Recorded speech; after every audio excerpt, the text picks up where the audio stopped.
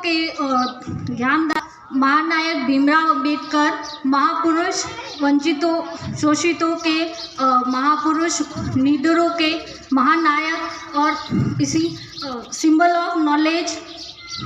मैं गीता फुलवारिया बाबा साहेब की जयंती पर आप सभी का हार्दिक अभिनंदन करती हूँ। 14 अप्रैल 1891 को बाबा साहेब का जन्म हुआ और भारत की धरती पर पहली बार किसी ऐसे महापुरुष ने जन्म लिया जो समाज के लिए आकर खड़ा हुआ, जिसने अपने समाज में देखा कि मेरा समाज जंजीरों से जकड़ा हुआ है, जिसके चलने पर भी उसकी परछाई को पोंछा जाता है। उसकी परछाई इतनी बुरी मानी जाती थी कि वो आगे चल नहीं सकता था। अगर वो आगे गया तो उसकी परछाई से कहीं दूसरी समाज हैं वो पीछे ना रह जाए या फिर उनके अगर कोई दिक्कत प्रॉब्लम ना हो। ऐसी बहुत सी समस्याएं हुई और वो आगे आए। लेकिन बाबा साहेब ने जब ऐसी बहुत सी समस्याओं का सामना किया, एक बार उनको नाई के द्वारा बाल कटवाने से मना कर दिया गया, इसलिए कि उनकी जात छोटी थी। जब उन्होंने अपने पिता के सामने ये सब कुछ कहा तो उन्होंने कहा कि हमारा समाज एक ऐसी बेड़ियों से जकड़ा हुआ है जो इन बेड़ियों से निकल नहीं पाएगा। इसके लिए मुख्य एक ही साधन है जिसको उसे पढ़कर ही उसे निकाला जा सकता है। तो बाबा साहब ने एक ही चीज़ सोची कि अगर यहाँ पर सिर्फ पढ़ने से सब कुछ हो रहा है तो मैं ऐसे धर्म को नहीं मानूंगा जो मनुष्यता को नहीं मानते। धर्म मनुष्य के लिए नहीं, मनुष्य धर्म के लिए नहीं है, धर्म मनुष्य के लिए है। मनुष्य अगर ऐसी चीज़ों को मानता है जिसमें मनुष्यता ही नहीं है तो मैं ऐसे धर्म का विरोध करूंगा। उन्होंने धर्म के अंदर, हिंदूवादियों के धर्म के अंदर उन्होंने लगभग 12 से 13 साल उन्होंने हिंदू मनोवादियों की कुरीतियों को उन्होंने सहा और कहा कि अगर ये धर्म हमारे लिए नहीं बना है तो हम इसे आगे कैसे बढ़ाएं। और आगे जाकर उन्होंने अपने जीवन में ऐसी बहुत सी कठिनाइयों का सामना किया जिसमें उन्हें आगे जाकर पढ़ना पड़ा और उन्होंने देखा कि मेरे समाज का विकास पढ़कर ही हो सकता है, इससे ज़्यादा नहीं हो पाएगा। तो इसीलिए उन्होंने सबसे पहले स्कूल से शिक्षा आरंभ की, लेकिन स्कूल वालों ने उन्हें पढ़ने से मना कर दिया और कहा कि इसकी जाति अछूत है तो हम इसको पढ़ने नहीं देंगे। उनको मना ही किया। लेकिन जब वो आगे आए तो उनके पिता ने कहा कि अगर इस समाज में रहना है तो इनकी कुरीतियों का भी सामना करना पड़ेगा, अगर इससे बाहर निकलना है। लेकिन अगर तुमने यहाँ से बाहर नहीं निकाला तो आने वाली पीढ़ी भी हमारी तरह ही इसी तकलीफ में रहेगी, वो आगे नहीं बढ़ पाएगी। इसलिए उन्होंने कहा कि मुझे पढ़ना है। और जब वो क्लास के अंदर गए तो बहुत से टीचरों ने उन्हें पढ़ाने से मना कर दिया, लेकिन एक टीचर थे जिन्होंने उनसे कहा कि नहीं, आप आ सकते हैं लेकिन आपको क्लास के बाहर बैठकर पढ़ना होगा। तब उन्होंने क्लास के बाहर जब पढ़ाई शुरू की, ऐसे बहुत से किस्से हुए उनके साथ में जो हमारे सुनने के भी परे हैं। उनके टीचर्स के द्वारा संस्कृत पढ़ाने से मना कर दिया गया क्योंकि वो ब्राह्मणों का विषय था। उनसे कहा गया कि नहीं, आप ये नहीं पढ़ पाएंगे। लेकिन उस महानायक की करुणा को देखिए, वो उस विषय को पढ़ने की ललक को लेकर जर्मनी तक चला गया क्योंकि उसे उस सब्जेक्ट में ज्ञान लेना था कि ऐसा क्या है सब्जेक्ट में जो ब्राह्मण इनको इतना ऊंचा मान रहे हैं कि वो मुझे पढ़ने से रोक रहे हैं। तो इसलिए उन्होंने इनसे मना किया और आगे जाके वो जर्मन जाके इसकी शिक्षा ली उन्होंने।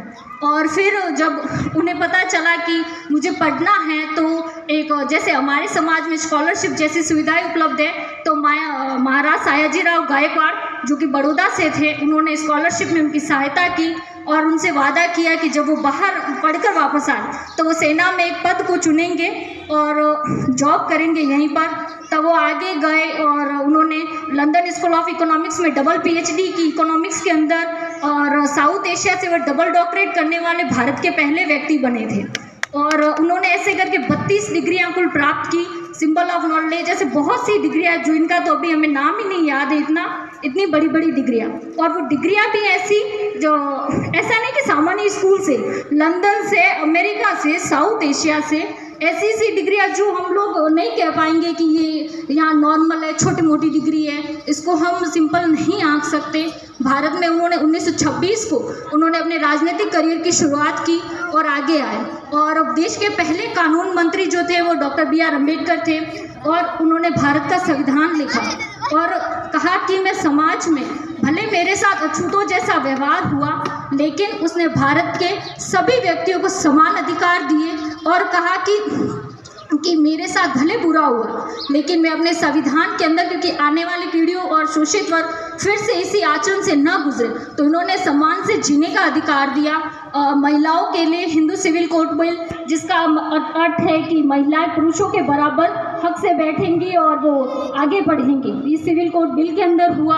और जब 1930 में गोलमेज सम्मेलन हुआ, तो गोलमेज सम्मेलन के अंदर उनसे कहा गया कि आप अपनी बात रखें, तो ब्रिटेन के किंग जॉर्ज पंचम के आगे उन्होंने कहा था कि अब अलग से दूसरी जाति के लिए जैसे सबको आरक्षण का अधिकार है, मतदान का अधिकार है, वैसे ही शूद्रों के लिए मतदान का अधिकार है। उन्होंने अलग से अधिकार की मांग की, लेकिन गांधी जी ने उस वक्त मना कर दिया, तो वो नहीं हो पाया। फिर दूसरा गोलमेज सम्मेलन हुआ 1932 में, तब उन्होंने कहा कि शोषितों के लिए, अछूतों के लिए एक अलग से निर्वाचन क्षेत्र हो, और किंग जॉर्ज पंचम ने उनकी बात मान भी ली। लेकिन उस वक्त गांधी जी आमरण अनशन पर बैठ गए। उन्होंने कहा कि अगर ऐसे तो तुम देश को बांट दोगे, देश को अलग अलग कर लोगे, ऐसे भारत अलग नहीं रह पाएगा।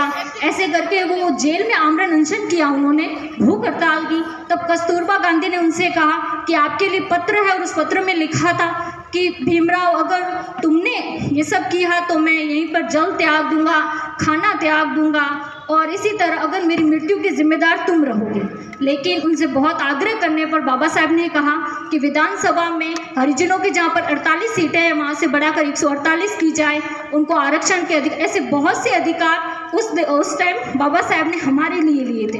तालाबों से पानी पीना, मंदिरों के दर्शन करना, ये सारे अधिकार उन्हीं के दिलाए हुए हैं। और भारत का दुर्भाग्य देखिए, भारत ने उस वक्त क्या किया कि जहाँ पर स्वीडन में उनके अंदर देखा जा रहा था ये कितना प्रगतिशील छात्र है, लंदन में उनको ब्रिलियंट स्टूडेंट करार दिया जा रहा था, अमेरिका के अंदर उनकी मूर्तियाँ बनवाई जा रही थी, और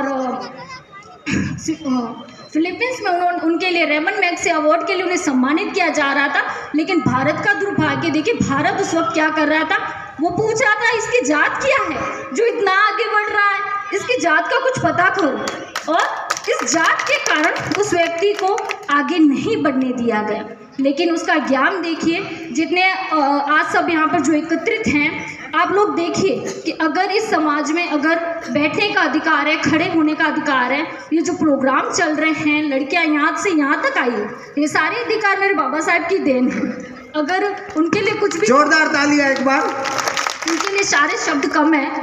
अगर उनकी तारीफ अगर की जाए तो सुनहरे अक्षरों में कि कहा जाएगा कि भारत की धरती पर एक ऐसे महापुरुष ने जन्म लिया जिन्होंने शोषितों, वंचितों, और ऐसा नहीं कि सिर्फ शूद्र महिलाओं को अधिकार दिए, हिंदू महिलाएं भी अगर उनके हिसाब से जी रही है, अपने अधिकारों के हिसाब से जी रही है, तो वो बाबा साहेब की देन है, जिसने हिंदू सिविल कोड बिल लाकर महिलाओं को पुरुषों के बराबर बैठने के अधिकार दिए, और उन्हें मतदान का अधिकार, जॉब करने का अधिकार। जैसे मजदूर वर्ग में हैं, वो वाइसराय काउंसिल के मेंबर रहते हुए उन्होंने मजदूरों के 12 घंटे के काम करने को उन्होंने 8 घंटे में तब्दील कर दिया। ये जो 12 घंटे जो ये मजदूरी चल रही थी, अगर ये 8 घंटों में तब्दील हुई है तो ये बाबा साहब की देन है। और जब वो लंदन में पढ़ रहे थे तब उनके साथ ऐसी पैसों की बहुत सी दिक्कत आई, इतनी दिक्कत आई कि उन्होंने उन पैसों को लेकर थीसिस लिखी कि मेरे साथ ही हो रहा। और उन्हीं थीसिस की बदौलत आप लोग देखिए, जो 1935 में आरबीआई की जो स्थापना हुई है,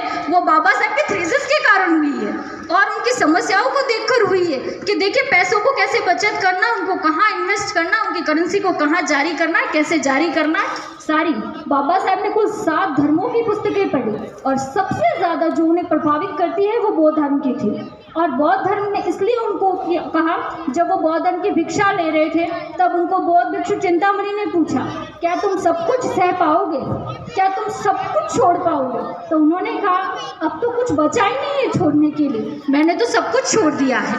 और उनसे ऐसे ऐसे सवाल पूछे जो उन्होंने उनका सही सही जवाब दिया, और कहा कि मेरे लिए तो अब कुछ बचा ही नहीं है। और जब उनकी सबसे अच्छी बात अगर आप देखिए, उनके महापरिनिर्वाण के दिन उनके बैंक अकाउंट के अंदर मात्र, पूरा कंफर्म तो नहीं बता सकते, शायद 2000 के आसपास पैसे थे। इतने बड़े कानून मंत्री के अकाउंट में सिर्फ 2000 ही होंगे, कोई मान सकता है? नहीं ना।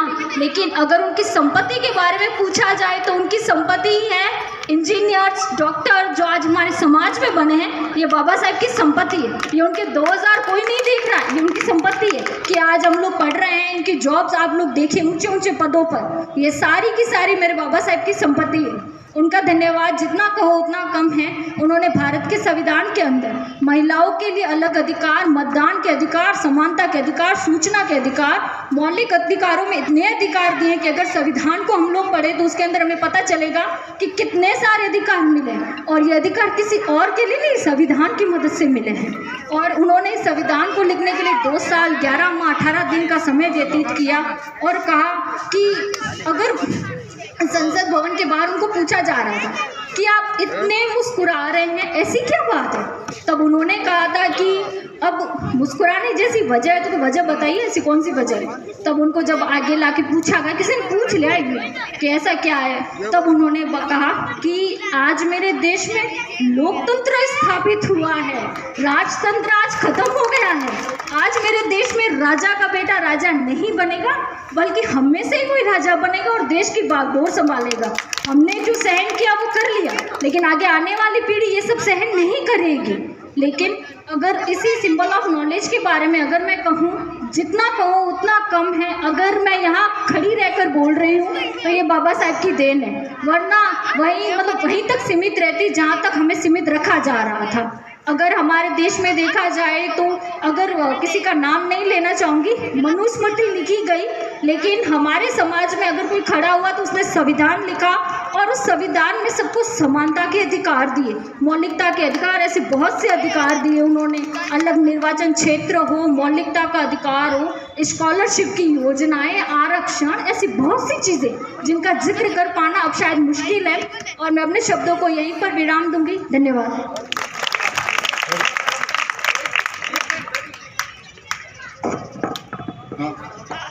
क्या नाम? गीता? गीता आगे क्या फुलवारिया है?